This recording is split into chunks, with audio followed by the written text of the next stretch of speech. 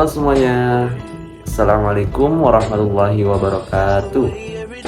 Sebelumnya, perkenalkan nih, saya Muhammad Naufal Nurfalis Adrian dengan NIM 0032. Dengan adanya video ini, saya akan memperkenalkan atau mereview sebuah buku terbitan atau yang ditulis oleh dosen saya, yaitu Pak Agus Hermawan SPDI MA. Beliau ini merupakan sosok yang hebat ya teman-teman, dan juga beliau ini bisa dijadikan atau bisa disebut juga dengan tokoh yang super multi talent atau banyak serba bisanya teman-teman. Oke, tanpa berlama-lama lagi, kita langsung masuk aja nih ke review buku Psikologi Islam yang saya maksud itu apa ya. Dan omong-omong, kita akan tampilin bukunya di sebelah sini. Ini dia bukunya ya teman-teman. Oke, tanpa berlama-lama lagi, mari kita langsung masuk ke review buku Psikologi Islam terbitan atau penulis dari Pak Agus Hermawan SPDI MA. Check it out. Oke teman-teman semua, mungkin saya akan langsung masuk aja ke review dari buku ini, tapi saya nggak mereview semua bukunya teman-teman. Mungkin saya sekarang mau mereview satu bab saja, yaitu tentang bagaimana motivasi dalam perspektif Islam terus nih kayak gimana gitu. Nah, langsung aja kita masuk ke pengertian motivasi dulu teman-teman. Motivasi yang dijelaskan di buku ini adalah itu sebagai kekuatan yang terdapat di dalam diri kita, yaitu organisme yang mendorong untuk berbuat sesuatu hal. Betul teman-teman. Dan ya benar juga, karena motivasi itu sebagai dorongan-dorongan kita agar kita atau supaya kita bisa melakukan semua hal yang kita anggap kita udah nggak bisa melakukan hal itu.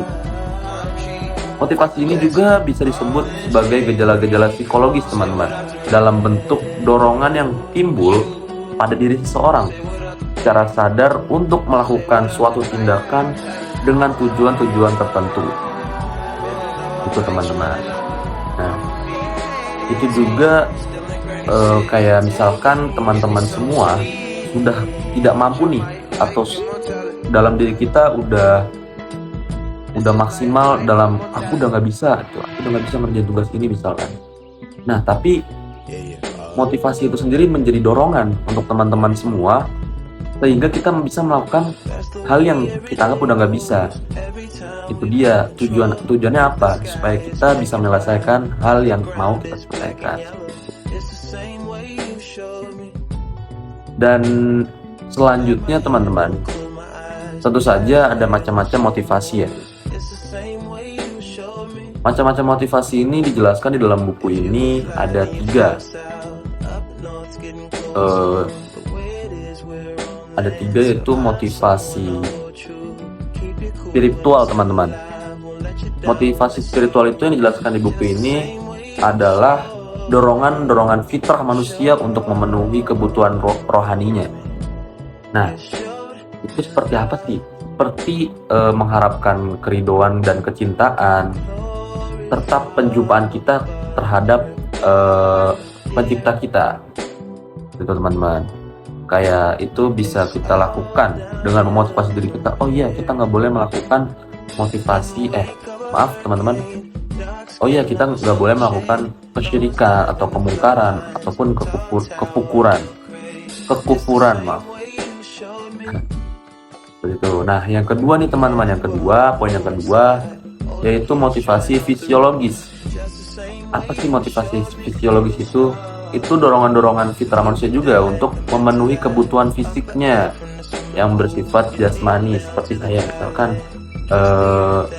saya melakukan pemeliharaan diri menggunakan skincare, ataupun merawat diri dengan mandi, merawat diri dengan bersih-bersih, sehingga badan kita terjaga dan tidak mengganggu pemandangan di mata-mata orang lainnya atau orang sekitar.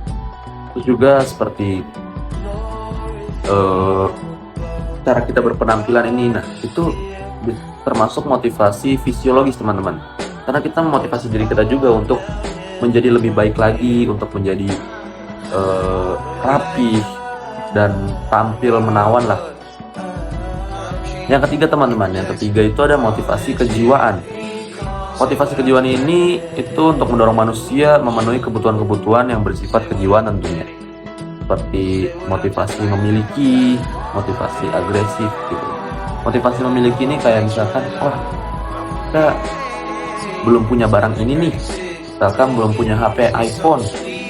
Nah dari situ kita memotivasi diri kita nih untuk gimana ya cara buat atau cara memiliki HP iPhone ini. Nah dari situ kita jadi berpikir, oh iya cara menghasilkan duit begini dengan kerja, mengumpulkan duit atau sebagai hal lain sebagainya gitu. Oke, jadi seperti itu teman-teman. Tadi ada 3 ya, motivasi spiritual, motivasi fisiologis, motivasi kejiwaan. Selanjutnya kita masuk ke peranan motivasi nih teman-teman. Tentunya peranan motivasi dalam kehidupan itu sangat penting ya, karena seperti yang saya jelaskan tadi, motivasi ini sangat penting sebagai dorongan terhadap diri kita supaya kita bisa melakukan hal-hal yang kita anggap udah nggak bisa, ternyata masih bisa kita lakukan dengan cara memotivasi diri kita sendiri. Nah, memotivasi itu tidak hanya harus dari dalam diri kita teman-teman, itu bisa juga dilakukan oleh hal dari luar, contohnya dari teman kita, dari kerabat kita, ataupun dari keluarga-keluarga atau guru-guru atau dosen-dosen kita. Biasanya disebut dalam hal intrinsik dan ekstrinsik. Itu teman-teman. Peranan-peranan yang motivasi lawan itu juga, yang pertama ada motivasi sebagai pendorong manusia dalam melakukan sesuatu teman-teman, sehingga menjadi unsur penting dalam tingkah laku atau tindakan manusia. Yang kedua, motivasi bertujuan untuk menentukan arah, bagaimana manusia yang memiliki aktivitas banyak dan banyaknya kericuhan lah dalam pikiran manusia itu sendiri, sehingga motivasi bisa dijadikan penentu arah. Yang selanjutnya atau yang ketiga, motivasi berfungsi sebagai penguji sikap manusia dalam beramal benar atau salah, sehingga bisa dilihat kebenaran dan kesalahannya. Seperti apa teman-teman? Itu seperti kayak semua hal yang kita lakukan dalam hidup kita itu ada campur tangan motivasi teman-teman. Karena mau kita melakukan hal yang buruk ataupun yang salah, itu kita memotivasi diri kita dulu. Ya, oh kita boleh nggak sih berbuat kayak gini? Kalau boleh kok gini gitu, teman-teman. Selanjutnya yang keempat, motivasi berfungsi sebagai penyeleksi atau perbuatan yang akan dilakukan oleh manusia yang baik atau buruk. Nah itu tadi yang melanjutkan hal yang saya jelaskan, yaitu kita bisa menyeleksi juga dari motivasi yang kita punya. Selanjutnya teman-teman, ada di sini jelaskan juga poin tentang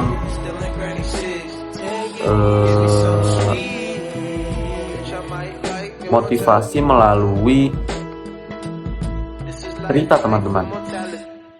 Motivasi melalui cerita. Motivasi melalui cerita ini seperti yang dijelaskan oleh Al-Quranul Karim, itu menggunakan kisah sebagai media pendidikan jiwa manusia. Melalui kisah atau cerita zaman dahulu nabi-nabi seperti sahabat-sahabat nabi, nah itu memberi nasihat dan membimbing manusia, sehingga manusia itu banyak termotivasi dengan menggunakan motivasi melalui cerita itu.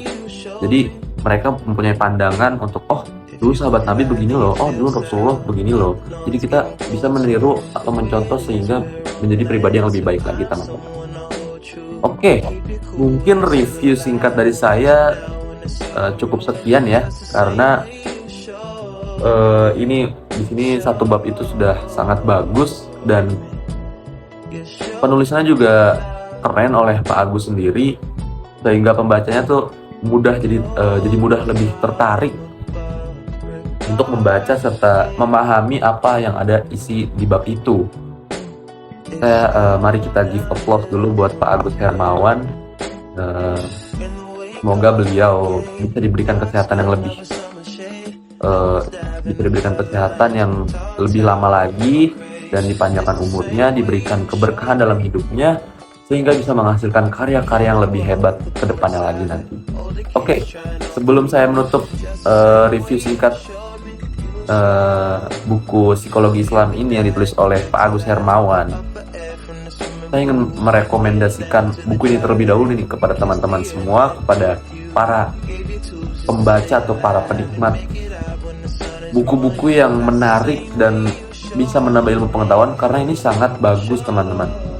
Ini bisa dijadikan sebagai sumber ilmu baru kepada teman-teman semuanya. Itu mungkin bisa dibeli ya teman-teman nanti. Sangat recommended. Oke,